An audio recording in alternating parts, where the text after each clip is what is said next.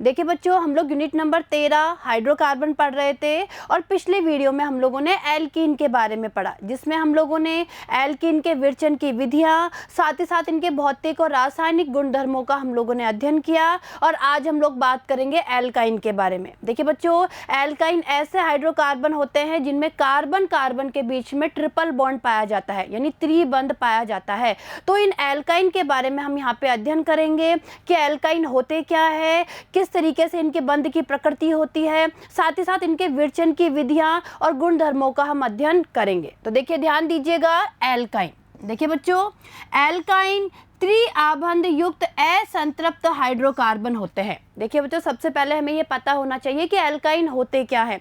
तो एल्काइन क्या होते हैं? त्रिआबंध युक्त असंतृप्त हाइड्रोकार्बन, यानी ये असंतृप्त हाइड्रोकार्बन होते हैं जिनमें क्या होता है, कार्बन कार्बन के बीच में त्रिबंध, जिसे हम बोल सकते हैं ट्रिपल बॉन्ड पाया जाता है। क्लियर है? आगे देखिए, इनका सामान्य सूत्र CnH2n-2 होता है। देखिए बच्चों, ये इनका सामान्य सूत्र होता है एल्काइन का, जो आपको पता होना चाहिए।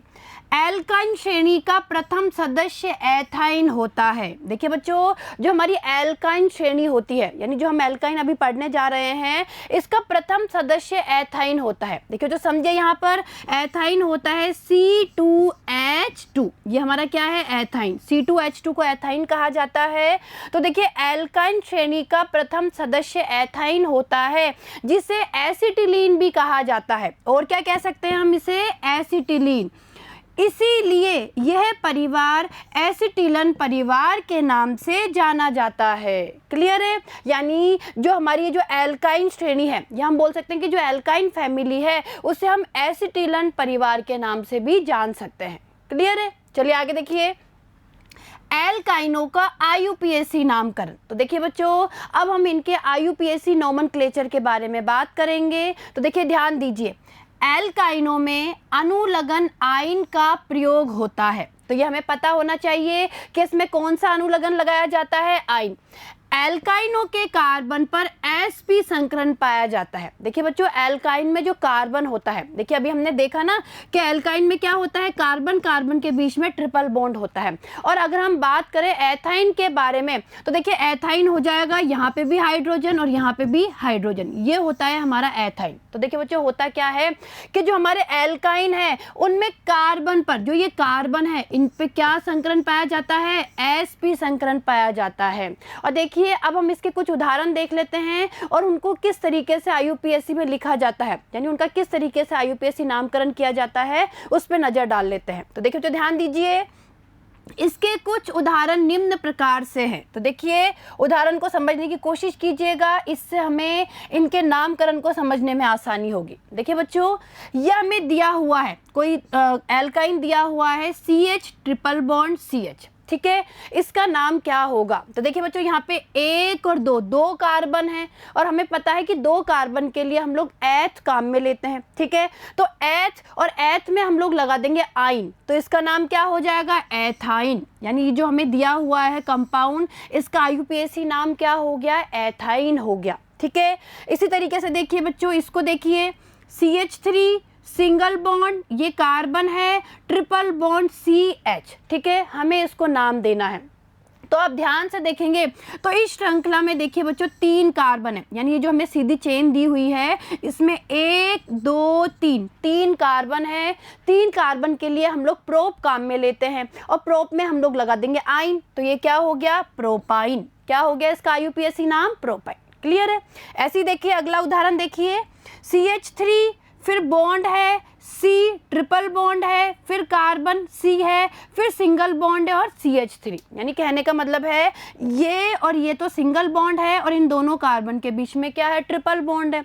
तो देखिए बच्चों, इस लंबी श्रृंखला में, यानी जो ये सीधी चेन हमें दी हुई है, इसमें क्या है, 4 कार्बन है। देखिए 1 2 3 4 कार्बन है, और हमें पता है 4 कार्बन के लिए हम लोग ब्यूट काम में लेते हैं। ठीक है, अब इस 4 कार्बन में हमें ये भी देखना पड़ेगा कि ट्रिपल बॉन्ड कहाँ उपस्थित है। तो देखिए, हम गिनती करेंगे, यहाँ से गिनती करेंगे, 1 2 3 4। तो देखिए बच्चों, 2 नंबर के बाद यहाँ पे क्या आ रहा है, ट्रिपल बॉन्ड आ रहा है। तो हम इसका IUPAC नाम कैसे लिखेंगे, इसका IUPAC नाम हो जाएगा ब्यूट ब्यूटूआइन। क्या हो जाएगा? ब्यूटूआइन, क्योंकि 2 नंबर के बाद यहाँ पे क्या है? ट्रिपल बॉन्ड लगा हुआ है, तो इसका नाम हो जाएगा ब्यूटूआइन।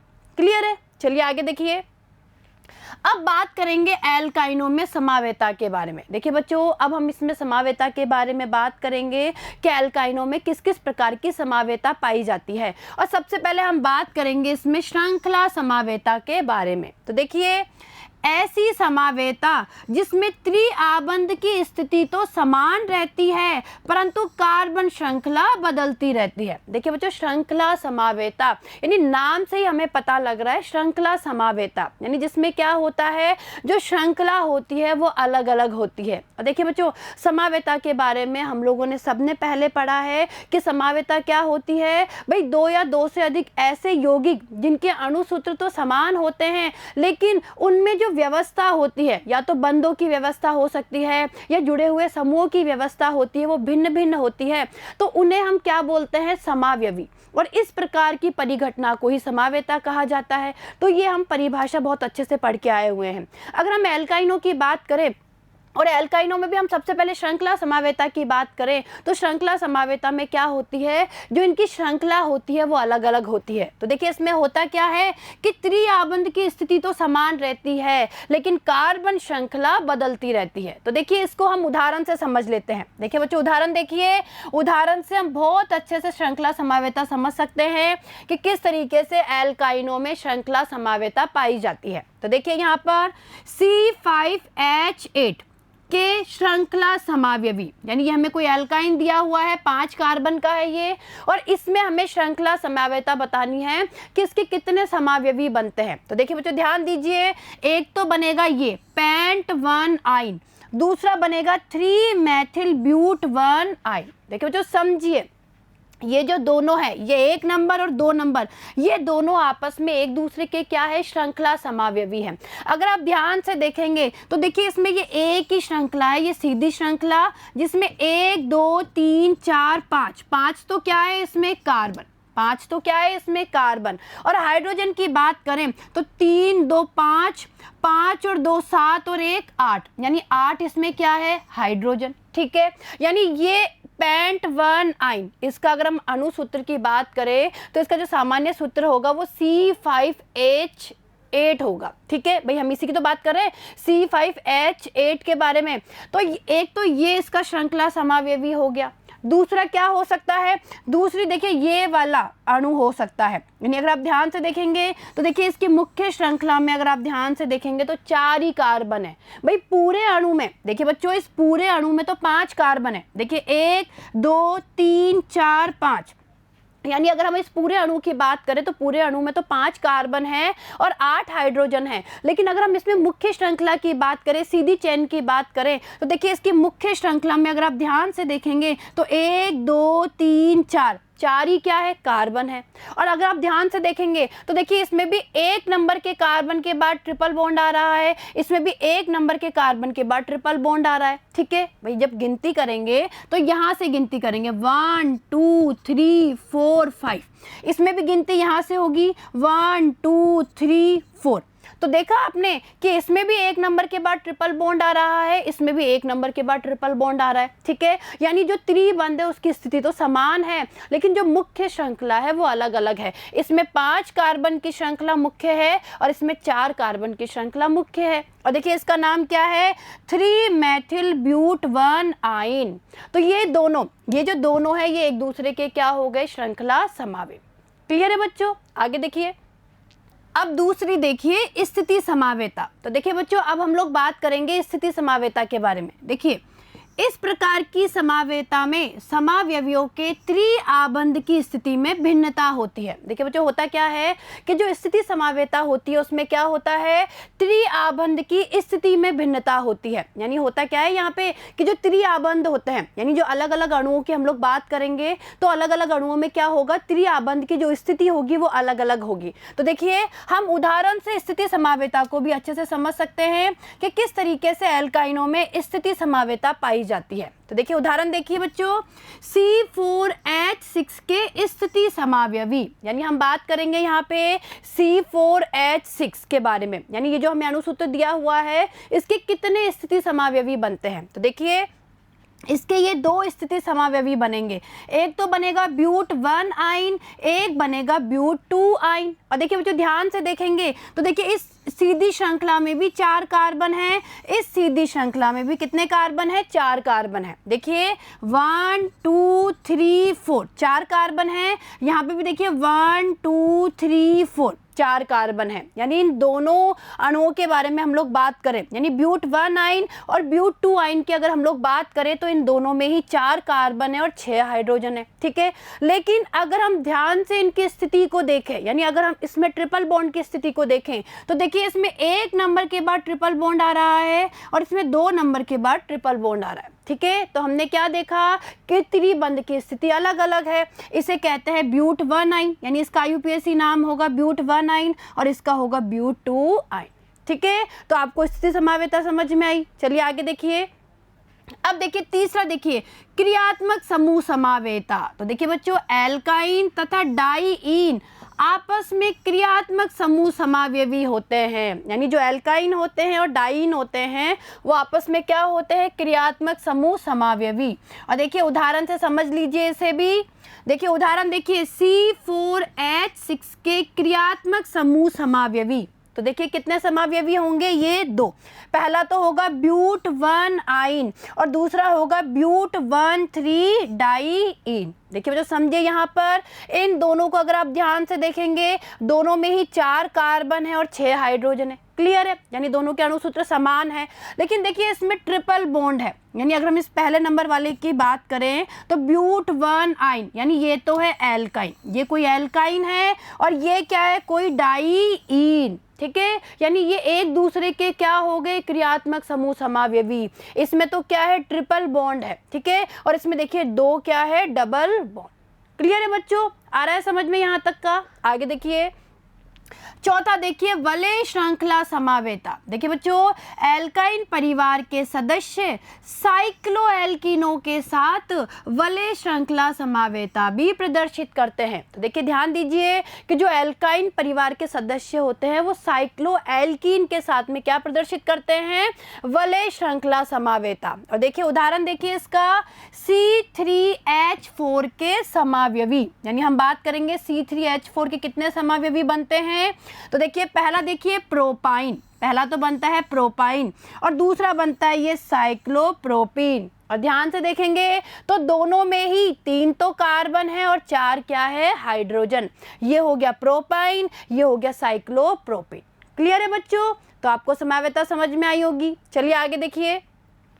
अब देखिए एल्काइन की संरचना। तो देखिए बच्चों समावेता के बाद हम लोग बात करेंगे एल्काइन की संरचना के बारे में। और देखिए एल्काइन की संरचना को बहुत ध्यान से समझिएगा, कभी कभी परीक्षा में ये संरचना पूछ ली जाती है। तो देखिए एसिटिलीन अणु की आकृति रेखीय होती है। अब देखिए बच्चों अगर हमें एल्काइन की संरचना समझनी है तो हम इसके सबसे छोटे सदस्य की बात करेंगे जिसे हम एसिटिलीन या एथाइन कहते हैं। और मैंने आपको बताया था इसका सूत्र होता है C2H2। देखिए बच्चों सबसे छोटा एल्काइन है जिसे हम एसिटिलीन भी कह सकते हैं या एथाइन भी कह सकते हैं। तो हम इसकी आकृति के बारे में यहाँ पे बात करेंगे। तो देखिए जो एसिटिलीन अणु होता है उसकी आकृति कैसी होती है, रेखीय आकृति होती है। त्रिक बंध युक्त कार्बन परमाणु sp संकृत होता है। और देखिए यहाँ पर क्या होता है कि जो त्रिक बंध युक्त कार्बन परमाणु है उसमें कौन सा संकरण पाया जाता है, sp संकरण। तो देखिए बच्चों यहाँ पे समझिए से, देखिए इस तरीके से हमारा जो एथाइन है या हम बोल सकते हैं कि जो हमारा एसिटिलीन का जो अणु है उसकी देखिए इस तरीके से रेखीय संरचना होती है, उसकी रेखीय संरचना हो गई। और इसमें होता क्या है, जो ये दोनों कार्बन है, जो कार्बन आपस में ट्रिपल बॉन्ड के द्वारा जुड़े हुए हैं तो दोनों कार्बन में ही sp संकरण पाया जाता है। इसमें भी sp संकरण और इसमें भी sp संकरण पाया जाता है। आकृति कैसी होगी, रेखीय होगी। और देखिए बच्चों अगर आप ध्यान से देखेंगे तो कार्बन कार्बन के बीच में जो ये त्रिक बंध है, जो ट्रिपल बॉन्ड है, इसमें देखिए एक तो होता है सिग्मा बंध, एक तो होता है सिग्मा बंध और इसमें 2 क्या होते हैं, पाई बंध, जिसमें पाई 1 और पाई 2 पाई 1 और पाई 2 के नाम से बता सकती हूँ। यानी कहने का मतलब है कि जब हम इसकी संरचना की बात करते हैं या इसकी जो रेखीय संरचना के बारे में हम पढ़ते हैं तो हमें ये पता लगता है कि कार्बन कार्बन के बीच में ट्रिपल बॉन्ड होता है। इस ट्रिपल बॉन्ड में एक तो होता है सिग्मा बंध और दो क्या होते हैं, पाई बंध। ठीक है, यानी एक सिग्मा बंध है, दो पाई बंध है। साथ ही देखिए इस कार्बन से जो ये हाइड्रोजन जुड़ा हुआ है ये भी सिग्मा बंध के द्वारा जुड़ा हुआ है, और इस कार्बन से जो ये हाइड्रोजन जुड़ा हुआ है ये भी सिग्मा बंध के द्वारा जुड़ा हुआ है। यानी कुल मिलाकर अगर हम इस एसिटिलीन अणु की बात करें तो इस एसिटिलीन अणु में अगर आप ध्यान से देखेंगे तो 1 2 3 तीन तो क्या हो गए, सिग्मा बंध। देखिए इसमें तीन तो क्या हो गए, सिग्मा बंध हो गए, सिग्मा बंध। ठीक है, और अगर ध्यान से देखेंगे 1 और 2 यानी 2 इसमें क्या होते हैं, पाई बंध होते हैं। तो ये हमने बात की हमारे एसिटिलीन अणु की। देखिए बच्चों ये हमारे एसिटिलीन अणु या एथाइन अणु के बारे में हम लोग बात कर रहे हैं। यानी इसकी संरचना में अगर आप ध्यान से देखेंगे तो 1 2 3 तीन तो सिग्मा बंध होते हैं और 1 और 2 इसमें क्या होते हैं, पाई बंध। क्लियर है। आगे देखिए यहाँ 2 पाई तथा 3 सिग्मा बंध होते हैं। ये मैं आपको बता चुकी हूँ कि 3 तो क्या होते हैं, सिग्मा बंध, 2 होते हैं पाई बंध। क्लियर है। चलिए आगे देखिए। अब देखिए बच्चों एक बार हम ये समझ लेते हैं कि किस तरीके से इसमें संकरण पाया जाता है और किस तरीके से अतिव्यापन के द्वारा बंधों का निर्माण होता है। तो देखिए बच्चों होता क्या है, भाई मैंने आपको अभी अभी समझाया था कि कार्बन कार्बन के बीच में ट्रिपल बॉन्ड पाया जाता है। देखिए बच्चों मैंने अभी अभी आपको ये समझाया था कि होता क्या है, हमारे एथाइन में कार्बन कार्बन के बीच में ट्रिपल बॉन्ड पाया जाता है और इन दोनों कार्बन से हाइड्रोजन जुड़े हुए रहते हैं। ठीक है, और कार्बन कार्बन की अगर हम लोग बात करें तो इसमें एक तो होता है सिग्मा बंध और 2 क्या होते हैं, पाई बंध। ठीक है, तो अब हम समझ लेते हैं कि किस तरीके से इसका निर्माण होता है या इसकी रेखीय संरचना किस तरीके से बनती है और किस तरीके से इसमें पाई बंध बनते हैं। तो देखिए क्या होता है, देखिए बच्चों ये इस कार्बन का, ये जो कार्बन है इस कार्बन का ये sp संकृत कक्षक है। देखिए समझिए यहाँ पर इस एक कार्बन का ये sp संकृत कक्षक है और ये दूसरे कार्बन का sp संकृत कक्षक है। ठीक है, और ये दोनों sp संकृत कक्षक आपस में sp देखिए यहाँ पे अतिव्यापन हो रहा है। कौन सा अतिव्यापन हो रहा है, sp। देखिए बच्चों वापस ध्यान दीजिए, होता क्या है, इस कार्बन का sp संकृत कक्षक और इस कार्बन का sp संकृत कक्षक। ठीक है, तो ये आपस में क्या करते हैं, sp अतिव्यापन के द्वारा सिग्मा बंध का निर्माण करते हैं। ठीक है, जिससे क्या हुआ, कार्बन कार्बन के बीच में सिग्मा बंध का निर्माण हो गया। क्लियर है, आया समझ में आपको। तो इसमें होता क्या है, sp अतिव्यापन से कार्बन कार्बन के बीच में सिग्मा बंध का निर्माण हो जाता है। और इसी तरीके से देखिए इस कार्बन के sp संकृत कक्षक से जो हाइड्रोजन का 1s कक्षक है वो अतिव्यापन करके सिग्मा बंध बना लेता है। तो देखिए हाइड्रोजन और कार्बन के बीच में सिग्मा बंध बन गया, यानी कार्बन और ये हाइड्रोजन के बीच में देखिए सिग्मा बंध बन गया। और इसी तरीके से देखिए समझिए यहाँ पर, इसी तरीके से देखिए बच्चों इस कार्बन और ये हाइड्रोजन यानी कार्बन का sp संकृत कक्षक और हाइड्रोजन का 1s कक्षक, इनके बीच में अतिव्यापन से भी सिग्मा बंध बन गया। यानी इस तरीके से देखिए सिग्मा बंध बन गया। ठीक है, देखिए बच्चों समझे यहाँ पर मैं आपको ये समझा रही हूँ कि किस तरीके से कार्बन कार्बन के बीच में सिग्मा बंध बनता है और किस तरीके से कार्बन हाइड्रोजन और इस कार्बन हाइड्रोजन के बीच में सिग्मा बंध बनता है। तो ये चीज़ आपको समझ में आ गई होगी। भाई होता क्या है, इस कार्बन और इस कार्बन के जो sp संकृत कक्षक है वो आपस में sp अतिव्यापन करते हैं, जिससे दोनों कार्बन के बीच में सिग्मा बंध का निर्माण होता है। क्लियर है। उसके बाद क्या होता है, इसका sp संकृत कक्षक और हाइड्रोजन का 1s कक्षक आपस में अतिव्यापन करते हैं, जिससे कार्बन और हाइड्रोजन के बीच में सिग्मा बंध बनता है।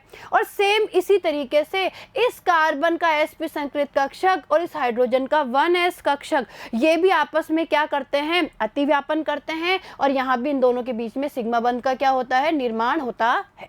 क्लियर है। तो ये आपको बात समझ में आई होगी कि किस तरीके से यहाँ पे सिग्मा बंध बनते हैं। अब आगे हम बात करेंगे पाई बंध के बारे में कि पाई बंध का निर्माण कैसे होता है। तो देखिए बच्चों इसमें होता क्या है, कार्बन पे भाई हम लोगों को पता है ना p कक्षक 3 होते हैं, px py pz। ठीक है, तो देखिए बच्चों हुआ क्या कि भाई जो pz थे, जो pz कक्षक है उन्होंने तो sp संकरण में भाग लिया। यानी sp संकरण के थ्रू उन्होंने सिग्मा बंध का निर्माण कर लिया यहाँ पे। देखिए बच्चों वापस समझिए, भाई जो पी जेड कक्षक थे उन्होंने तो क्या किया, sp संकरण में भाग ले लिया, वो तो संकरित हो गए। और बचे जो दो p कक्षक यानी जो 2px बचे और जो 2py बचे, यानी जो px और py जो बच गए हैं, या कह सकते हैं हम जो असंकृत p कक्षक बचे हैं, वो असंकृत p कक्षक क्या करते हैं, आपस में समपार्श्विक अतिव्यापन करते हैं। देखिए समझे, यहाँ पर ये कार्बन है, इस कार्बन पे देखिए एक असंकृत कक्षक तो ये है 2px और एक असंकृत कक्षक ये है जिसको नाम दे दिया 2py। ठीक है, ये तो हो गया 2px, ये हो गया 2py। इसी तरीके से इस कार्बन की बात करें तो इस पे भी देखिए ये तो है 2px, ठीक है 2px है, और ये क्या है 2py। तो ये हो गए असंकृत p कक्षक, और ये असंकृत p कक्षक क्या करते हैं, आपस में समपार्श्विक अतिव्यापन करते हैं। और देखिए बच्चों ये जो 2px ठीक है, ये तो पृष्ठ के तल में है, ठीक है, और जो 2py इससे जो ये पाई बंध बनेगा, समझिए बच्चों, इस 2px और इस 2px के जो समपार्श्विक अतिव्यापन से जो पाई बंध बनता है पृष्ठ के तल में है। और ये देखिए ये जो 2py और 2py, देखिए 2py और 2py ये इससे हो रहा है समपार्श्विक अतिव्यापन, इससे और इससे, इनके बीच में समपार्श्विक अतिव्यापन हो रहा है, जिससे पाई बंध जो बना वो पृष्ठ के तल के नीचे होता है। इसी तरीके से देखिए इनकी जो नीचे वाली लोब है वो भी भाग लेगी, भाई समपार्श्विक अतिव्यापन हो रहा है यहाँ पे। तो देखिए 2py और 2py, तो ये जो पाई बंध बना है ये पृष्ठ के तल के ऊपर होता है, और इसी तरीके से इस 2px और 2px की इन लोब्स के बीच में जब समपार्श्विक अतिव्यापन होता है तो बनने वाला पाई बंध पृष्ठ के तल में होता है। तो कुल मिलाकर आपको समझ में आया ना भाई, यहाँ पे क्या हो रहा है, जो 2px से जब समपार्श्विक अतिव्यापन हो रहा है तो बनने वाले पाई बॉन्ड पृष्ठ के तल में है, ठीक है, जबकि 2py के समपार्श्विक अतिव्यापन से बनने वाले जो पाई बॉन्ड है वो पृष्ठ के तल के क्या है, नीचे, ठीक है। और इसी तरीके से क्या होता है, ये जो सिग्मा बंध है, कार्बन कार्बन के बीच में जो सिग्मा बंध बना है, इसके ऊपर और नीचे क्या होता है, पाई बंध का निर्माण होता है। यानी कुल मिलाकर हम ये कह सकते हैं कि कार्बन कार्बन के बीच में एक तो होता है सिग्मा बंध और दो होते हैं पाई बंध, ठीक है। तो देखिए बच्चों इससे आपको ये कंसेप्ट क्लियर हो गया होगा कि किस तरीके से सिग्मा बंध बनते हैं और किस तरीके से पाई बंध, ठीक है। आगे देखिए, अब देखिए एसिटिलीन में HCC आबंध कोण 180 डिग्री का होता है। अब देखिए बच्चों समझने की कोशिश करिए कि यहाँ पे अगर हम एसिटिलीन की बात करें, ठीक है, देखिए ये इसकी संरचना हो गई, यानी एसिटिलीन जिसे हम एथाइन भी कह रहे हैं। तो देखिए बच्चों इसमें होता क्या है, इसमें जो HCC यानी ये जो बंध कोण होता है ये 180 डिग्री का होता है। कितना होता है, 180 डिग्री का।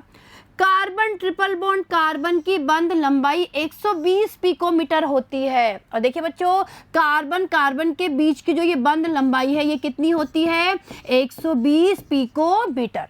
आगे देखिए, इसमें प्रत्येक कार्बन परमाणु के पास कार्बन सिंगल बॉन्ड कार्बन आबंध तथा तल के लंबवत असंकृत p कक्षक होते हैं। ये मैंने अभी आपको समझाया, भाई हमने समझा ना पीछे संरचना में ये कि प्रत्येक कार्बन के पास कार्बन कार्बन आबंध और तल के लंबवत क्या होते हैं, असंकृत p कक्षक होते हैं। एक कार्बन परमाणु का 2p कक्षक दूसरे के समांतर होता है, जो समपार्श्विक अतिव्यापन करके दो कार्बन परमाणुओं के मध्य दो पाई बंध बनाते हैं, ठीक है। ये भी हमने समझ लिया अभी।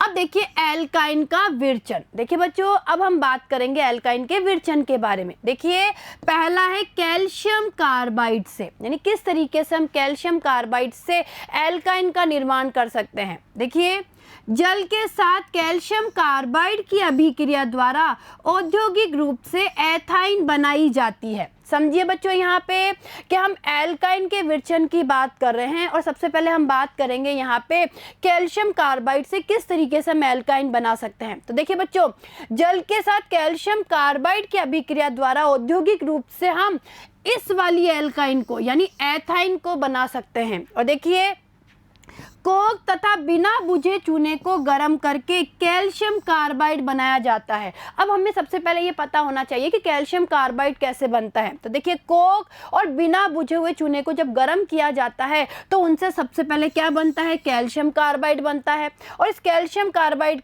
को काम में लेकर औद्योगिक रूप से एथाइन का निर्माण किया जाता है। तो देखिए बच्चों, चूना पत्थर से निम्नलिखित अभिक्रिया द्वारा बिना बुझा चूना प्राप्त होता है। तो देखिए बच्चों, ये क्या है, CaCO3 चूना पत्थर है, ठीक है। चूना पत्थर को क्या किया, गरम किया। देखिए बच्चों, समझे, यहाँ पर चूना पत्थर को गरम किया, ये CaO यानी ये हमें बिना बुझा हुआ चूना और साथ में कार्बन डाइऑक्साइड प्राप्त हो गई, ठीक है। अब जो हमें CaO बिना बुझा चूना प्राप्त हुआ है, इसकी अभिक्रिया जब हम कोक के साथ करवाते हैं, भाई हमने पढ़ा ना अभी कि कोक और बिना बुझे चूने को गर्म करके ही कैल्शियम कार्बाइड बनाया जाता है। तो सबसे पहले देखिए, हमें ये बिना बुझा चूना प्राप्त हो गया। अब ये बिना बुझा हुआ चूना CaO और कोक यानी 3C, कोक है 3C, इनको अगर हम गर्म करेंगे, देखिए ये गर्म का साइन है हीटिंग का, इसको गर्म करेंगे तो हमें CaC2 यानी ये हमें क्या प्राप्त हो गया, कैल्शियम कार्बाइड प्राप्त हो गया और साथ में CO यानी कार्बन मोनोऑक्साइड। और देखिए बच्चों, जो हमें ये कैल्शियम कार्बाइड प्राप्त हुआ है, जो कैल्शियम कार्बाइड प्राप्त हुआ है CaC2, इसकी अभिक्रिया हम जल के साथ करवाते हैं। और देखिए ये औद्योगिक प्रक्रिया होती है और इसकी अभिक्रिया कैल्शियम कार्बाइड के जल के साथ करवाने पर देखिए C2H2 हमें क्या प्राप्त हो गई, एथाइन। ये एथाइन प्राप्त हो गई और साथ में कैल्शियम हाइड्रोक्साइड का भी क्या हो गया, निर्माण। क्लियर है। तो ये औद्योगिक विधि आपको समझ में आई होगी। इस तरीके से एथाइन का क्या किया जा सकता है, निर्माण। ठीक है, आगे देखिए।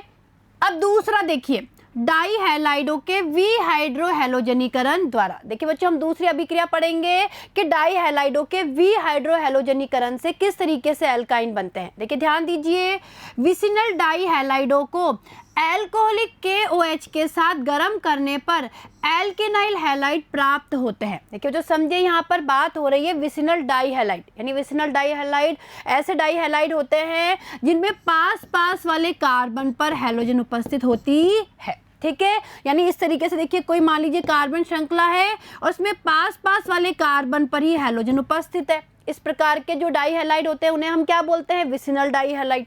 तो इसमें होता क्या है कि जो विसिनल डाई हैलाइड है उनकी अभिक्रिया सबसे पहले एल्कोहलिक KOH के साथ करवाते हैं, यानी इन्हें गर्म करते हैं तो हमें एल्केनाइल हैलाइड प्राप्त होते हैं। और ये जो एल्केनाइल हैलाइड है ये सोडामाइड के साथ अभिक्रिया कर एल्काइन देते हैं। देखिए अभिक्रिया को समझिए, अभिक्रिया से हम इसे समझ सकते हैं कि किस प्रकार से एल्काइन बनती है। यहाँ पे देखिए बच्चों, ये हमें दिया हुआ है कोई विसिनल डाई हैलाइड, ठीक है। देखिए इस कार्बन पर, इस कार्बन पर ये ब्रोमीन जुड़ी हुई है, ये है 1,2 डाई ब्रोमो एथेन। इसकी अभिक्रिया एल्कोहलिक KOH के साथ करवा रहे हैं, यानी गर्म कर रहे हैं। तो देखिए बच्चों क्या होगा, जब इसकी अभिक्रिया हम एल्कोहलिक KOH की अभिक्रिया 1,2 डाई ब्रोमो एथेन के साथ करवाएंगे तो देखिए ये पोटेशियम, ये K और ये Br, KBr के रूप में बाहर निकल जाएगी। ठीक है, ये KBr के रूप में बाहर निकल गई और इस कार्बन से जो ये हाइड्रोजन है, जो एक हाइड्रोजन है, ये इस OH के साथ जल के रूप में बाहर निकल जाएगी। देखिए बच्चों वापस समझिए, भाई जो 1,2 डाई ब्रोमो एथेन है इसमें क्या होगा, ये K और ये Br, KBr के रूप में बाहर निकल गई और ये OH, भाई हमें पता है ना ये कैसे टूटता है, K प्लस और OH माइनस। ठीक है, तो ये K प्लस यानी K और Br, KBr के रूप में बाहर निकल गई और ये OH माइनस और इस कार्बन से जुड़ा हुआ एक हाइड्रोजन, ठीक है, तो ये आपस में क्या बना लेंगे, जल बना लेंगे। और इस तरीके से क्या हुआ, इस कार्बन और इस कार्बन के बीच में क्या आ गया, डबल बॉन्ड। ठीक है बच्चों, अब ध्यान से देखिए यहाँ पे क्या हुआ, भाई इस कार्बन से तो हैलोजन बाहर निकल गई और इस कार्बन से हाइड्रोजन बाहर निकल गया, यानी ये क्या हो गया, विहाइड्रोहैलोजनीकरण हो गया। और साथ में देखिए क्या बना, वाइनिल ब्रोमाइड बन गया, यानी कार्बन कार्बन के बीच में अब डबल बॉन्ड आ गया। ठीक है, वाइनिल ब्रोमाइड। इस वाइनिल ब्रोमाइड की अभिक्रिया सोडामाइड NaNH2 के साथ हम लोग करवाएंगे तो देखिए ये जो ब्रोमीन है ये NaBr, भाई हमें पता ना ये कैसे टूटता है, सोडामाइड टूटता है Na प्लस और NH2 माइनस का। तो क्या होगा, ये जो Br है ये सोडियम के साथ NaBr के रूप में बाहर निकल जाएगा, और ये जो NH2 है यहाँ, और ये NH2 यहाँ से हाइड्रोजन को H प्लस के रूप में निकाल लेगा, ये NH3 अमोनिया बाहर निकल गई, और इस तरीके से कार्बन कार्बन के बीच में ट्रिपल बॉन्ड आ जाएगा, और ये देखिए हमारा क्या हो गया, एथाइन का निर्माण। ठीक है बच्चों, तो देखा आपने यहाँ पे क्या हो रहा है, वी हाइड्रो हेलोजनीकरण हो रहा है, यानी यहाँ पे हाइड्रोजन और हेलोजन बाहर निकल रही है, और जो हमें लास्ट प्रोडक्ट, जो अंतिम उत्पाद मिल रहा है वो क्या मिल रहा है, एथाइन। ठीक है, आगे देखिए तीसरा, देखिए टेट्राहैलाइडों के वी हेलोजनीकरण द्वारा। अब हम बात करेंगे टेट्राहैलाइडों की। तो देखिए जब किसी टेट्राहैलाइड को जिंक के साथ गर्म करते हैं तो एल्काइन प्राप्त होते हैं। तो देखिए बच्चों ये हमें टेट्राहैलाइड दिया हुआ है, देखिए 1 2 3 4 चार हेलोजन जुड़ी हुई है, और इसका नाम क्या है, 1122 टेट्राब्रोमोएथेन, और इसकी अभिक्रिया जब जिंक के साथ करवा रहे हैं 2Zn, ठीक है, जिंक के साथ गर्म कर रहे हैं, तो देखिए ये 2Zn Br2 बाहर निकल गया, और कार्बन कार्बन के बीच में ट्रिपल बॉन्ड आके ये एथाइन का क्या हो गया, निर्माण। ठीक है बच्चों, आया समझ में आपको। चलिए आगे देखिए, अब हम बात करेंगे एल्काइनों के गुणधर्म के बारे में। तो देखिए बच्चों हमने एल्काइनों के विरचन की विधियों के बारे में पढ़ लिया है, और अब हम इनके गुणधर्म पे चर्चा करेंगे। देखिए भौतिक गुणधर्म, सबसे पहले भौतिक गुणधर्म पढ़ेंगे, जिसमें पहला है भौतिक अवस्था। देखिए प्रथम 3 सदस्य गैस, अगले 8 सदस्य द्रव तथा शेष उच्चतर सदस्य ठोस होते हैं। देखिए एल्काइन में क्या होता है, जो प्रथम 3 सदस्य वो गैस, अगले 8 सदस्य द्रव, और शेष जो उच्चतर सदस्य होते हैं वो ठोस होते हैं।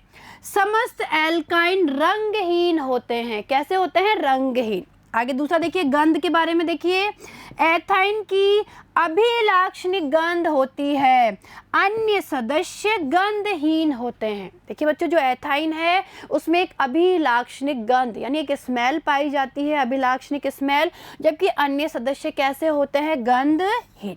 क्लियर है, आगे देखिए तीसरा देखिए विलेयता। एल्काइन दुर्बल ध्रुवीय, जल से हल्के तथा जल में अमिश्रणीय होते हैं, परंतु कार्बनिक विलायकों जैसे ईथर, कार्बन टेट्राक्लोराइड और बेंजीन में विलय होते हैं। ठीक है, और चौथा देखिए गलनांक तथा क्वथनांक। तो देखिए इनके गलनांक, क्वथनांक तथा घनत्व अणुभार के साथ बढ़ते हैं। क्लियर है बच्चों, आगे देखिए। अब देखिए रासायनिक गुण। तो देखिए बच्चों अब हम इसके रासायनिक गुणों के बारे में बात करेंगे, जिसमें पहला देखिए एल्काइन के अम्लीय गुण, यानी सबसे पहले हम एल्काइनों के अम्लीय गुण पे चर्चा करेंगे। तो देखिए एथाइन प्रबल क्षार जैसे सोडियम धातु या सोडामाइड के साथ क्रिया करते हैं तथा H2 गैस मुक्त करके सोडियम एसिटिलाइड बनाते हैं। देखिए बच्चों क्या है, हम बात कर रहे हैं एल्काइन के अम्लीय गुण के बारे में। तो होता क्या है कि जब एथाइन की अभिक्रिया हम क्षार, प्रबल क्षार जैसे सोडियम धातु है या सोडामाइड है इनके साथ करवाते हैं, तो क्या होता है, हाइड्रोजन गैस मुक्त होती है और साथ में सोडियम एसिटिलाइड बनता है। तो देखिए अभिक्रिया, देखिए ये एथाइन है, एथाइन की अभिक्रिया हम क्षार धातु सोडियम के साथ करवा रहे हैं। ठीक है, तो क्या होगा, देखिए जो समझे यहाँ पर सोडियम एथेनाइड यानी सोडियम एथेनाइड का निर्माण होगा। देखिए जो होता क्या है, यहाँ पर जो ये हाइड्रोजन है, एथाइन की जो हाइड्रोजन है ये H प्लस के रूप में बाहर निकल जाती है, और यहाँ पे कौन जुड़ जाता है, जो सोडियम धातु है वो Na प्लस के रूप में यहाँ जुड़ जाती है, यानी सोडियम पे तो प्लस होता है और कार्बन पे माइनस। वापस समझिए, देखिए बच्चों होता क्या है, एथाइन है और एथाइन का ये जो हाइड्रोजन है ये H प्लस के रूप में बाहर निकल जाता है। भैया अम्लीय प्रकृति की बात कर रहे हैं ना हम एथाइन की, या एल्काइन की अम्लीय प्रकृति की बात कर रहे हैं, तो हम यहाँ पे एथाइन से इस चीज को समझ रहे हैं कि किस तरीके से जो हाइड्रोजन है वो अम्लीय प्रकृति प्रदर्शित करता है। तो देखिए यहाँ पे होता क्या है, जो ये H कार्बन से जुड़ा हुआ जो हाइड्रोजन है ये H प्लस के रूप में बाहर निकल जाता है, यानी इस पे प्लस तो कार्बन पे माइनस, और यहाँ पे H प्लस की जगह ये सोडियम Na प्लस के रूप में जुड़ जाता है, और देखिए ये हाफ H2। ठीक है, हाइड्रोजन गैस बाहर निकल गई, ये बन गया सोडियम एथेनाइड। इसे क्या बोलेंगे? सोडियम एथेनाइड।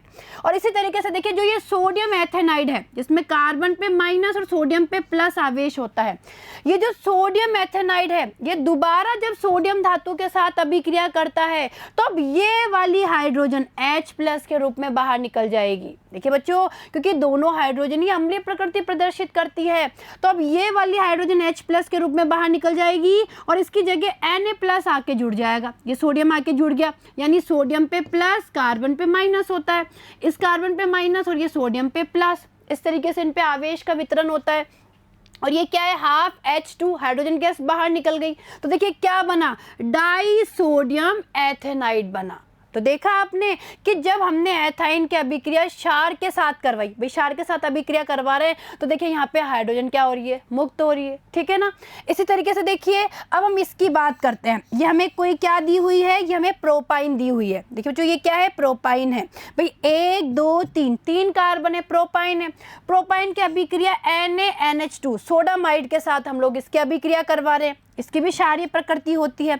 अब देखिए ध्यान से अगर आप इसको देखेंगे तो केवल इस कार्बन से जुड़ा हुआ ये वाला हाइड्रोजन ही अम्लीय प्रकृति प्रदर्शित करता है। देखिए तो समझिए यहाँ पर, देखिए अगर हम इसकी बात करें प्रोपाइन की तो देखिए इस कार्बन से जुड़ा हुआ जो ये हाइड्रोजन है, ये कार्बन ट्रिपल बॉन्ड कार्बन है और इस कार्बन से जुड़ा हुआ ये हाइड्रोजन ही अम्लीय प्रकृति प्रदर्शित करता है। तो क्या होगा? ये हाइड्रोजन यहाँ से H+ के रूप में हट जाएगा, ठीक है। तो देखिए यहाँ पर ये H+ के रूप में, ये हाइड्रोजन H+ के रूप में हट जाएगा और इसकी जगह पे ये देखिए, हमें पता है ना ये सोडामाइड कैसे टूटता है?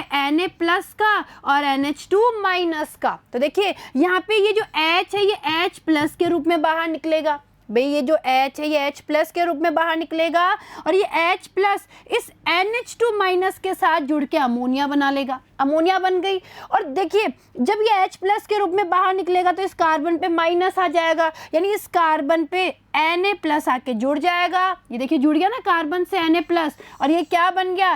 सोडियम प्रोपेनाइड का क्या हो गया? निर्माण, ठीक है। यानी इस अभिक्रियाओं से हमें ये समझ में आ गया कि जो हमारे एथाइन होते हैं वो कैसे होते हैं? अम्लीय प्रकृति प्रदर्शित करते हैं। यहाँ हम एल्काइन की बात करें तो हमारे जो एल्काइन होते हैं वो अम्लीय प्रवृत्ति प्रदर्शित करते हैं, ठीक है।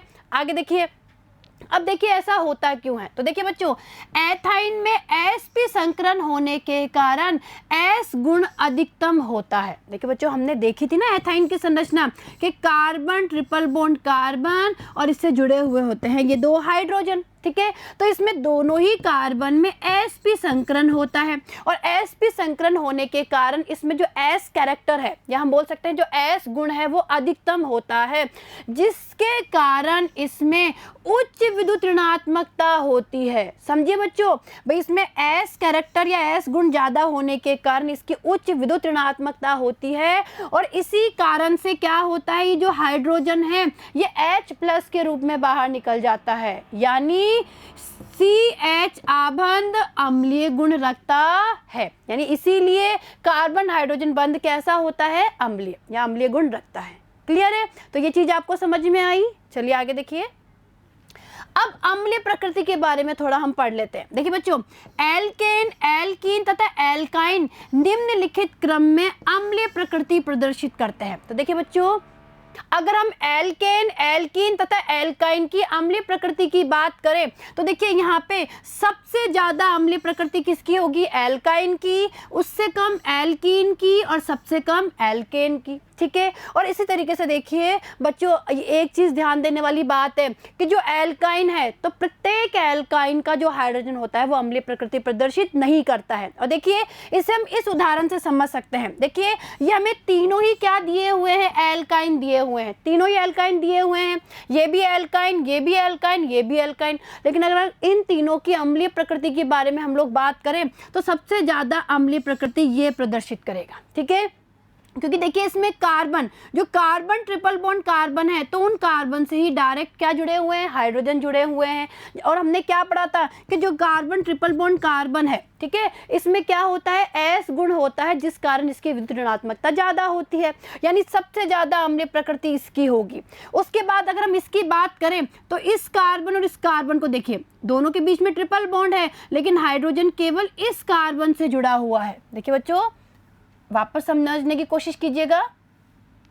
देखिए बच्चों वापस समझिए इस चीज़ को। भाई अगर हम इसकी बात करें एथाइन की, तो इसमें देखिए इस कार्बन और इस कार्बन दोनों के बीच में ट्रिपल बॉन्ड है और दोनों से ही हाइड्रोजन जुड़े हुए हैं, जबकि हमें पता है कि कार्बन ट्रिपल बॉन्ड कार्बन में क्या होता है, एस गुण होता है, जिसके कारण विद्युत ऋणात्मकता ज़्यादा हो जाती है। जबकि हम इसकी बात करें तो इसमें देखिए कार्बन कार्बन के बीच में ट्रिपल बॉन्ड है, लेकिन इस कार्बन से ही केवल हाइड्रोजन जुड़ा हुआ है, इस कार्बन से मैथिल समूह जुड़ा हुआ है। और हमें पता है मैथिल समूह क्या दिखाता है, प्लस आई इफेक्ट प्रदर्शित करता है, यानी इसकी तुलना में इसकी अम्लीय प्रकृति थोड़ी क्या होगी, कम होगी, यानी इसमें केवल एक ही हाइड्रोजन है जो अम्लीय प्रकृति प्रदर्शित करेगा। और इससे देखिए इससे कम यानी इससे भी कम अगर हम लोग बात करें तो इस एल्काइन की अम्लीय प्रकृति होगी, क्योंकि देखिए इसमें दो मैथिल समूह जुड़े हुए हैं। और देखिए बच्चों यहाँ कार्बन कार्बन से डायरेक्ट कोई भी हाइड्रोजन नहीं जुड़ा हुआ, इधर भी मैथिल समूह जुड़ा हुआ है, इधर भी मैथिल समूह जुड़ा हुआ है, और हमें पता है कि जो मैथिल समूह है वो प्लस आई प्रभाव प्रदर्शित करता है। ठीक है, तो इस उदाहरण से देखिए इससे हमें क्या समझ में आया, इससे हमें समझ में आया कि एल्केन का प्रत्येक हाइड्रोजन अम्लीय प्रकृति प्रदर्शित नहीं करता है। ठीक है, चलिए आगे देखिए। अब दूसरी अभिक्रिया देखिए योगात्मक अभिक्रिया। तो देखिए बच्चों हम लोगों ने अम्लीय प्रवृत्ति के बारे में पढ़ लिया, अब बात करेंगे योगात्मक अभिक्रिया के बारे में। देखिए एल्काइन इलेक्ट्रॉन स्नेही योगात्मक अभिक्रिया प्रदर्शित करते हैं जो निम्न प्रकार है। तो देखिए बच्चों जो एल्काइन होते हैं वो कैसी अभिक्रिया प्रदर्शित करते हैं, इलेक्ट्रॉन स्नेही योगात्मक अभिक्रिया। देखिए बच्चों समझिए यहाँ पर होता क्या है इनकी अभिक्रिया में। देखिए बच्चों ये कोई एल्काइन है, ठीक है, और हम लोग उदाहरण ले रहे हैं यहाँ पे एथाइन का, ये एल्काइन है।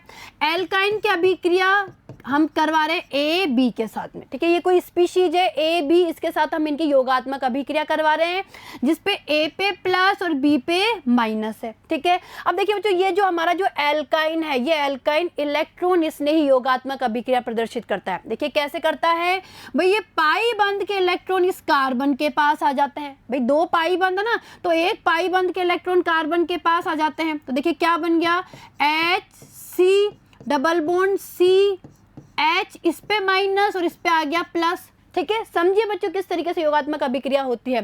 और अब यहाँ पे होता क्या है, जो इलेक्ट्रॉन स्नेही है वो सबसे पहले आक्रमण करता है, यानी जो A प्लस है ये A प्लस इस कार्बन से जाके जुड़ जाता है, क्या बना HC डबल बॉन्ड CHA।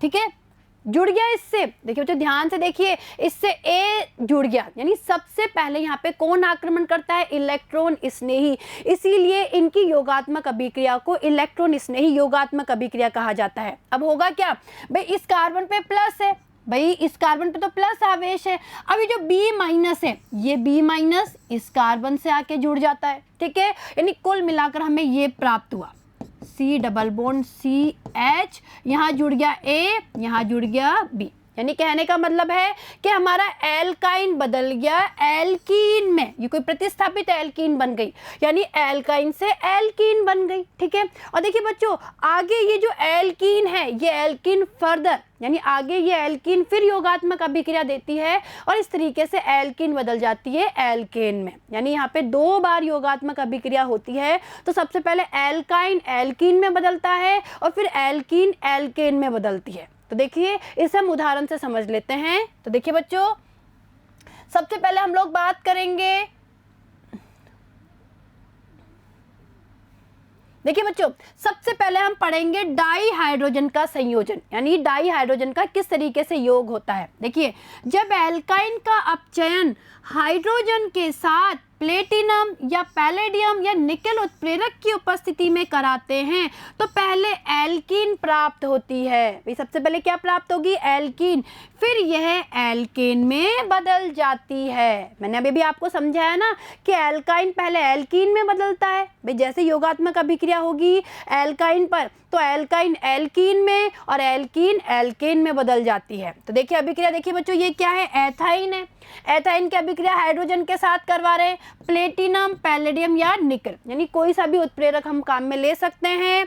क्या होगा, H2 का यहाँ पे योग होगा, जो कार्बन कार्बन ट्रिपल बॉन्ड है यहाँ पे हाइड्रोजन का योग होगा और एथाइन एथीन में बदल गई। देखिए एथीन में बदल गई और कार्बन कार्बन के बीच में अब डबल बॉन्ड आ गया। ठीक है, जब दोबारा इसका हाइड्रोजनीकरण करवाते हैं, यानी दोबारा हाइड्रोजन का योग करवाते हैं, तो अब क्या होगा, ये जो हाइड्रोजन है वो इन दोनों कार्बन पे आके जुड़ जाती है और अब कार्बन कार्बन के बीच में सिंगल बंध रह जाता है, यानी क्या बन गया, ethane, CH3 single bond CH3। तो आया समझ में, एथाइन से बना एथीन, एथीन से बना एथेन, ठीक है। इसी तरीके से देखिए दूसरा उदाहरण देखिए बच्चों, देखिए ये हमारा प्रोपाइन है बच्चों, ये प्रोपाइन है। प्रोपाइन की अभिक्रिया हम वही हाइड्रोजन के साथ करवा रहे हैं, प्लेटिनम, पैलेडियम या निकल, ठीक है, कोई सा भी उत्प्रेरक काम में ले सकते हैं। सबसे पहले इन दोनों कार्बन पे हाइड्रोजन का योग होगा, ठीक है। और देखिए प्रोपाइन से क्या बना, देखिए बच्चों प्रोपाइन से बन गया प्रोपीन, यानी जो कार्बन कार्बन ट्रिपल बॉन्ड था ना, वो कार्बन कार्बन डबल बॉन्ड में बदल गया है। और जब दोबारा हाइड्रोजनीकरण करवाते हैं, प्रोपीन बदल जाता है प्रोपेन में, यानी इन दोनों कार्बन पे भी हाइड्रोजन का योग हो जाता है। यानी कुल मिलाकर हमने क्या कहा कि जब एल्काइन की अभिक्रिया, देखिए जब एल्काइन का अपचयन किया जाता है या एल्काइन की अभिक्रिया हाइड्रोजन के साथ करवाई जाती है निकेल, पैलेडियम या प्लेटिनम उत्प्रेरक की उपस्थिति में, तो हमें उत्पाद क्या प्राप्त होते हैं, एल्केन। तो देखिए एथाइन से प्राप्त हुआ एथेन, प्रोपाइन से प्राप्त हुआ प्रोपेन। क्लियर है यहाँ तक का? आगे देखिए दूसरा, देखिए हैलोजनों का योग। अब हम बात करेंगे हैलोजनों का योग कैसे होता है। देखिए एल्काइन हैलोजन से क्रिया कर टेट्राहेलो एल्केन बनाता है। तो देखिए बच्चों यहाँ पे भी 2 बार योगात्मक अभिक्रिया होगी, ठीक है, समझिए इस अभिक्रिया को। भाई जब एल्काइन हैलोजन से क्रिया करते हैं तो टेट्राहेलो एल्केन बनते हैं। देखिए ये प्रोपाइन है, ठीक है, हमें एल्काइन दिया हुआ है प्रोपाइन, इसकी अभिक्रिया Br2 के साथ, जो हैलोजन है Br2 इसके साथ करवा रहे हैं, क्या होगा, इन दोनों कार्बन पे, देखिए इन दोनों कार्बन पे योग होगा, ठीक है, यहाँ भी ब्रोमीन जुड़ गई, यहाँ भी ब्रोमीन जुड़ गई और दोनों कार्बन के बीच में क्या आ गया, डबल बॉन्ड आ गया। भी जो कार्बन कार्बन के बीच में ट्रिपल बॉन्ड था ये डबल बॉन्ड में बदल गया, यानी प्रोपाइन बदल गई 1,2 डाइब्रोमोप्रोपीन में। और देखिए ध्यान से देखिए, ये कार्बन और ये कार्बन दोनों पे ब्रोमीन जुड़ गई, देखिए दोनों पे ब्रोमीन जुड़ गई और दोनों के बीच में क्या आ गया, डबल बॉन्ड आ गया। क्लियर है? और अब देखिए वापस जब इसकी अभिक्रिया 1,2 डाइब्रोमोप्रोपीन की अभिक्रिया दोबारा ब्रोमीन के साथ करवाते हैं, समझिए बच्चों, इसकी अभिक्रिया दोबारा जब ब्रोमीन के साथ करवाते हैं तब इन दोनों कार्बन पे योगात्मक अभिक्रिया होगी, दोनों कार्बन पे ब्रोमीन जुड़ जाएगी और ये डबल बॉन्ड सिंगल बॉन्ड में बदल जाएगा। यानी अब हमें क्या प्राप्त हुआ, 1,1,2,2 टेट्राब्रोमोप्रोपेन। और देखिए यहाँ पर इस कार्बन और इस कार्बन, कार्बन कार्बन के बीच में सिंगल बॉन्ड और ये देखिए 4 क्या जुड़ गई इससे, ब्रोमीन। तो क्या बना, प्रोपाइन से 1,1,2,2 टेट्राब्रोमोप्रोपेन बना। ठीक है, आया समझ में ये योग आपको? चलिए आगे देखिए, इस अभिक्रिया में ब्रोमीन का लाल नारंगी रंग विरंजीकृत हो जाता है। देखिए बच्चों बहुत समझने वाला पॉइंट है कि इस अभिक्रिया में होता क्या है कि जो ब्रोमीन का लाल नारंगी रंग है वो विरंजीकृत हो जाता है, अतः इसका उपयोग असंतृप्तता के परीक्षण में किया जाता है। क्लियर है? चलिए आगे, अब नेक्स्ट देखिए हाइड्रोजन हैलाइडों का योग। तो देखिए बच्चों अब हम बात करेंगे कि एल्काइन पे किस तरीके से हाइड्रोजन हैलाइडों का योग होता है। तो देखिए एल्काइन हाइड्रोजन हैलाइड से क्रिया कर डाइब्रोमो एल्केन बनाते हैं। देखिए तो समझिए यहाँ पर कि जो एल्काइन होते हैं वो हाइड्रोजन हैलाइडों के साथ अभिक्रिया करके क्या बनाते हैं, डाइब्रोमो एल्केन। और देखिए बच्चों यहाँ पे भी 2 बार योगात्मक अभिक्रिया संपन्न होती है, यानी ये भी क्या है, इलेक्ट्रॉन स्नेही योगात्मक अभिक्रिया है। और देखिए यहाँ पे ये कोई एल्काइन दी हुई है एथाइन, इसकी अभिक्रिया हम HBr हाइड्रोजन ब्रोमाइड के साथ करवा रहे हैं। क्या होगा, कार्बन कार्बन ट्रिपल बॉन्ड पे HBr का योग होगा, यहाँ पे जुड़ जाएगी H, यहाँ Br, ठीक है, और ये बन गया ब्रोमोएथीन। क्या बन गया, ब्रोमोएथीन। और ब्रोमोएथीन की अभिक्रिया दोबारा HBr के साथ करवाएंगे, दोबारा यहाँ पे योग होगा, carbon carbon double bond, carbon carbon single bond में बदल जाएगा, यहाँ जुड़ जाएगी H, यहाँ जुड़ जाएगी Br, यानी ब्रोमोएथीन किस में बदल गई, 1,1 डाइब्रोमोएथेन में। देखिए क्या बन गया, 1,1 डाइब्रोमोएथेन। तो देखा आपने भाई, एथाइन यानी जो कार्बन कार्बन ट्रिपल बॉन्ड था वो पहले बदला एथीन में, यानी कार्बन कार्बन डबल बॉन्ड में, और एथीन बदल गई कार्बन कार्बन सिंगल बॉन्ड यानी एथेन में। ठीक है, यानी कहने का मतलब है जब एथाइन की अभिक्रिया हमने HBr हाइड्रोजन ब्रोमाइड के साथ करवाई, सबसे पहले हमें ब्रोमोएथीन प्राप्त हुआ, और ब्रोमोएथीन की अभिक्रिया जब दोबारा हमने HBr के साथ करवाई हमें 1,1 डाइब्रोमोएथेन प्राप्त हुआ। क्लियर है? आगे देखिए, नेक्स्ट देखिए जल का योग। देखिए बच्चों, एल्काइन 333 केल्विन पर मर्क्यूरिक सल्फेट तथा तनु सल्फ्यूरिक अम्ल की उपस्थिति में जल के एक अणु के साथ क्रिया कर कार्बनिक यौगिक देते हैं। देखिए समझे यहाँ पर कि जो एल्काइन है वो जल के साथ जो योग करता है वो 333 केल्विन ताप पर करता है और यह अभिक्रिया मर्क्यूरिक सल्फेट और तनु सल्फ्यूरिक अम्ल की उपस्थिति में होती है। और देखिए बच्चों यहाँ पे क्या बनता है, कार्बनिक यौगिक। तो देखिए इस जल के योग को समझने की कोशिश करिए, किस तरीके से जल का योग होता है। तो देखिए ये एथाइन है, एथाइन की अभिक्रिया जल के साथ करवा रहे हैं 333 केल्विन पर मर्क्यूरिक सल्फेट और तनु सल्फ्यूरिक अम्ल की उपस्थिति में। तो ये जो Hg2+ है ये तो प्राप्त हुआ मर्क्यूरिक सल्फेट से और H+ हमें प्राप्त हुआ तनु सल्फ्यूरिक अम्ल से। ठीक है, देखिए बच्चों योग होगा, भाई हमें पता है जल कैसे टूटता है, H+ का और OH- का। ठीक है, तो देखिए यहाँ पे कार्बन कार्बन ट्रिपल बॉन्ड पे योग होगा, एक पे जुड़ जाएगा AH, एक पे जुड़ जाएगा OH। तो देखिए यहाँ पे क्या बन गया, ये बन गया डबल बॉन्ड, यानी अभी डबल बॉन्ड बन गया CH। ठीक है, देखिए समझिए यहाँ पर भाई इसकी अभिक्रिया, एथाइन की अभिक्रिया हम जल के साथ करवा रहे हैं, जल टूटता है H+ और OH-। तो क्या होगा, एक कार्बन पे जुड़ गया H और यहाँ जुड़ गया OH। ठीक है, यानी ये हमारा क्या बन गया, इनोल। देखिए बच्चों इनोल बन गया, भैया यही तो है, ये चीज ही तो है इनोल। ठीक है, ये इनोल समाव्यवन के द्वारा एथेनॉल में बदल जाता है। देखिए समझिए यहाँ पर किस तरीके से इसमें समाव्यवन होता है। देखिए बच्चों समझने की कोशिश कीजिएगा। देखिए इसे मैं इस तरीके से लिख सकती हूँ इनोल को, CH, ये H डबल बॉन्ड CHOH। ठीक है भाई, जो इनोल है इस इनोल को मैं खोल के इस तरीके से लिख सकती हूँ। अब देखिए समाव्यवन कैसे होगा, ये जो हाइड्रोजन है ये H+ के रूप में बाहर निकलती है। ठीक है, तो जब ये बंध टूटेगा यानी ये बंध के इलेक्ट्रॉन इधर शिफ्ट हो जाएंगे। भाई ये बंध टूटेगा ना, बंध ये H+ के रूप में निकलेगा, यानी इलेक्ट्रॉन दे के जाएगा, ये खुद H+ के रूप में बाहर निकलेगा। तो क्या होगा, जो बंध के इलेक्ट्रॉन है वो इधर आगे शिफ्ट हो जाएंगे, पाई बंध बनाने में भाग लेंगे। तो ये जो पाई बंध के इलेक्ट्रॉन है वो इस कार्बन पे आ जाएंगे। तो देखिए क्या बना, इस तरीके से HC, इस कार्बन पे माइनस आ गया, ये H। ठीक है, अब देखिए ये यहाँ पे देखिए इन कार्बन कार्बन के बीच में अब सिंगल बंध रह गया, सिंगल बंध CH और यहाँ पे क्या आ गया, डबल बॉन्ड O। देखो जो समझने की कोशिश करिए, यहाँ पर ये हाइड्रोजन H+ के रूप में निकलेगा, इलेक्ट्रॉन दे के जाएगा। तो यानी ये हम ये कह सकते हैं कि OH के बीच में जो ये बंध है, बंध के इलेक्ट्रॉन इधर आगे शिफ्ट हो जाएंगे, यानी आगे पाई बंध बनाने में भाग लेंगे, यानी कार्बन ऑक्सीजन के बीच में पाई बंध का निर्माण हो गया। और ये पाई बंध के इलेक्ट्रॉन कार्बन के पास आ जाएंगे, यानी इस कार्बन पे आ गया माइनस आवेश। ठीक है, और ये H किस रूप में निकला, इधर देखिए मैं इधर लिख देती हूँ, ये H+ के रूप में निकला है। भाई ये टूट गया ना इनके बीच का बंध, अरे भाई इन दोनों के बीच का बंध टूट गया, ये H+ के रूप में बाहर निकला, ये H+ के रूप में बाहर निकल गया।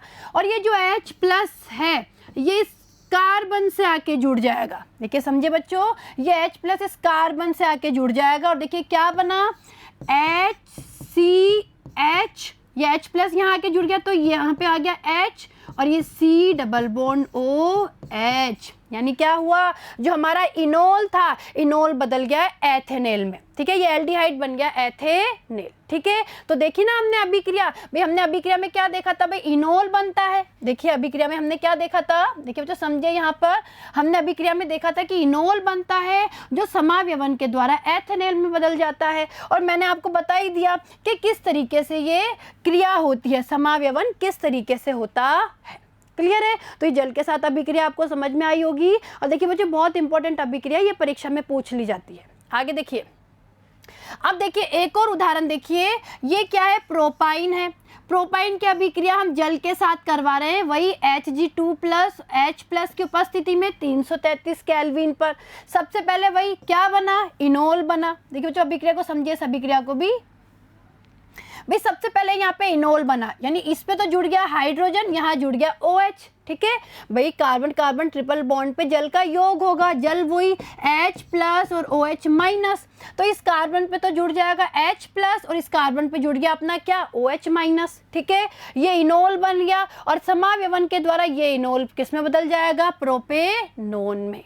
ठीक है बच्चों, आया समझ में। चलिए आगे देखिए, अब देखिए तीसरी प्रकार की अभिक्रिया देखिए बहुलकीकरण। तो देखिए बच्चों, अब हम जो हमारे एल्काइन है इनकी तीसरी प्रकार की अभिक्रिया के बारे में पढ़ेंगे, बहुलकीकरण के बारे में। देखिए इसमें हम पढ़ेंगे चक्रीय बहुलकीकरण के बारे में। देखिए बच्चों, एल्काइन की वाष्प को 873 केल्विन पर रक्त तप्त लोहे की नलियों में से प्रवाहित करते हैं तो एसिटिलीन के 3 अणु संयोजित होकर बेंजीन या बेंजीन के व्युत्पन्न बनाते हैं। तो देखिए बच्चों समझिए, यहाँ पर यह भी बहुत इंपॉर्टेंट अभिक्रिया है, परीक्षा में पूछ ली जाती है। यानी यहाँ पे होता क्या है, चक्रीय बहुलकीकरण होता है और 873 केल्विन पर जब एल्काइन की वाष्प को रक्त तप्त लोहे की नलियों में से गुजारते हैं तो एल्काइन के 3 अणु, देखिए एसिटिलीन के 3 अणु, देखिए बच्चों एसिटिलीन की बात हो रही है यहाँ पे, यानी हम एथाइन के बारे में, यानी अगर हम एल्काइन में एथाइन की बात करें या एसिटिलीन की बात करें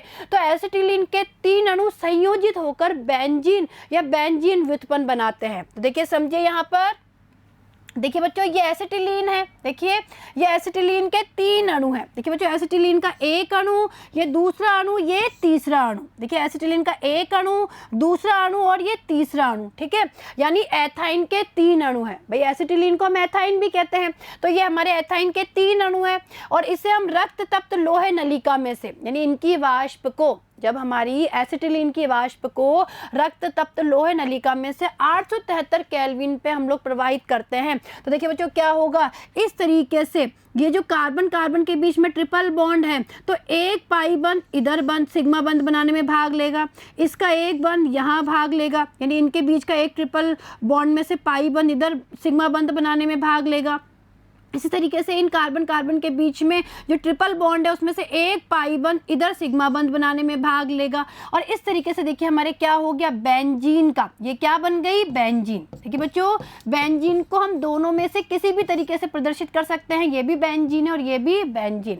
यानी कहने का मतलब क्या हुआ, यहाँ पे एसिटिलीन के 3 अणु संयोजित होकर बेंजीन का क्या कर लिया उन्होंने, निर्माण। और देखिए बच्चों वापस समझ लीजिए किस तरीके से ये संयोजन होता है। देखिए मैं बना के वापस समझा रही हूँ आपको। देखिए देखिए बच्चों ये एसिटिलीन का 1 अणु है, ठीक है, ये एसिटिलीन का दूसरा अणु है और ये एसिटिलीन का तीसरा अणु है, ठीक है। क्या होगा जब रक्त तप्त लोह नलिका में से प्रवाहित करेंगे 873 केल्विन पर, तो देखिए बच्चों क्या होगा, ये जो पाई बंद है यानी इस कार्बन और इस कार्बन दोनों के बीच में हमें पता है एक सिग्मा बंद है, 2 पाई बंद है, तो इनमें से एक पाई बंद, देखिए यहाँ से एक पाई बंद इधर सिग्मा बंद बनाने में भाग लेगा, इन दोनों के बीच में से एक पाई बंद इधर सिग्मा बंद बनाने में भाग लेगा और इन दोनों में से एक पाई बंद इधर सिग्मा बंद बनाने में भाग लेगा। तो देखिए ये अणु किस तरीके से चेंज हुआ, देखिए ये हो गया CH। अब यहाँ पे देखिए इन दोनों के बीच में डबल बॉन्ड रह गया, ये डबल बॉन्ड CH, इन दोनों के बीच में सिग्मा बंद का निर्माण हो गया CH, इन दोनों के बीच में डबल बॉन्ड रह गया, ये डबल बॉन्ड CH, इसके और इसके इन दोनों कार्बन के बीच में सिग्मा बंद का निर्माण हो गया और इन दोनों के बीच में डबल बॉन्ड रह गया, ठीक है, और इन दोनों कार्बन के बीच में सिग्मा बंद का निर्माण हो गया। ये हमारी क्या बन गई, बेंजीन। देखिए जो समझिए यहाँ पर, भाई इस कार्बन के बीच में डबल बॉन्ड रह गया, इन दोनों के बीच में सिग्मा बंद बन गया, इन दोनों के बीच में डबल बॉन्ड रह गया, इन दोनों के बीच में सिग्मा बंद का निर्माण हो गया, इन दोनों कार्बन के बीच में डबल बॉन्ड रह गया और इन दोनों के बीच में सिग्मा बंद का निर्माण हो गया। यानी इस तरीके से देखिए यहाँ पे बंद का निर्माण हो गया और इसे ही हम क्या बोलते हैं, बेंजीन। इसे हम क्या बोलते हैं, बेंजीन। देखिए बच्चों बेंजीन को हम इस तरीके से भी प्रदर्शित कर सकते हैं, ये भी बेंजीन है और इसे हम इस तरीके से भी प्रदर्शित कर सकते हैं। और देखिए इसे हम ऐसे भी लिख सकते हैं C6H6। अगर आप ध्यान से देखेंगे तो 6 ही कार्बन है और 6 ही इसमें क्या है, हाइड्रोजन। ठीक है बच्चों, आया समझ में। तो देखिए बच्चों आज हम लोगों ने एल्काइन के बारे में पढ़ा, एल्काइन के बारे में जो भी हमने पढ़ा वो आपको समझ में आया होगा। साथ ही साथ इसके जो भौतिक गुणधर्म हैं, रासायनिक गुणधर्म हैं और जो यहाँ पे हमने एल्काइन की संरचना पढ़ी, यानी एल्काइन में जो हम लोगों ने एथाइन में संकरण पढ़ा, किस तरीके से अतिव्यापन होता है, संकरण होता है, ट्रिपल बॉन्ड का निर्माण होता है, ये जो हमने पढ़ा ये आपको बहुत अच्छे से समझ में आया होगा। तो देखिए बच्चों आप इन्हें पढ़िए, इनकी प्रैक्टिस करिए। और अब आगे आने वाले वीडियो में हम लोग एरोमेटिक हाइड्रोकार्बन के बारे में अध्ययन करेंगे। ठीक है, धन्यवाद।